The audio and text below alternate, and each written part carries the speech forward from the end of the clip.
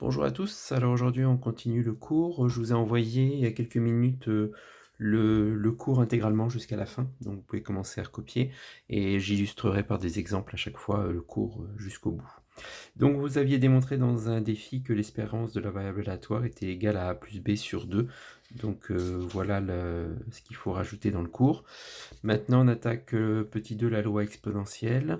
Alors, soit lambda un réel strictement positif, dire que une variable aléatoire grand X suit une loi exponentielle de paramètres lambda, signifie que sa fonction de densité est définie sur 0 plus infini par f de x égale l'intégrale de...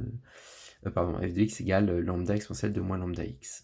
Donc, c'est quand on a une loi comme ceci, la représentation graphique de cette courbe, enfin de cette fonction, pardon, qui est une courbe, ressemble donc à ceci.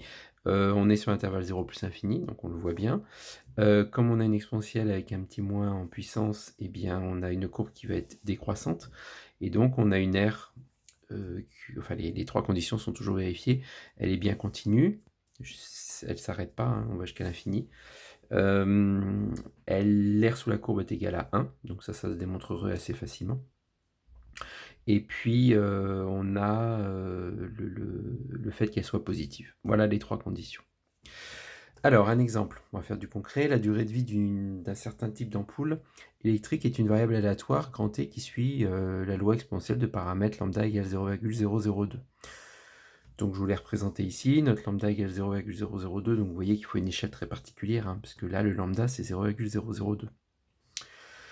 Eh bien, on va calculer ensemble qu'une ampoule de ce type n'ait pas de défaillance avant 100 heures d'utilisation. Donc ça veut dire qu'on voudrait avoir une durée de vie qui soit supérieure à 100, puisqu'elle n'a pas eu de défaillance avant. Donc en gros, on est en train de calculer l'air qui se situe ici. Or, c'est normalement une intégrale de 100 jusqu'à plus infini. Et les intégrales de 100 à plus infini ne sont pas au programme en terminale. Donc on a trouvé une petite parade, c'est de calculer l'événement contraire. Donc on va calculer la probabilité ici, donc l'aire blanche, et comme on sait que la somme des deux fait 1, on part du principe que la probabilité que t soit plus grand ou égal à 100 est égale à 1 moins la probabilité que t soit strictement inférieur à 100, plus petit ou égal, hein. On a vu que la probabilité que ce soit égal à 100, c'était égal à 0.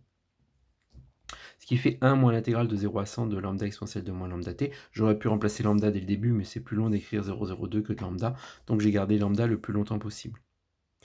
1 moins une primitive, alors ça c'est facile, parce que comme le lambda est devant, une primitive c'est exponentielle de moins lambda t. Quand on dérive, on voit bien que les deux moins s'en vont, et le lambda apparaît.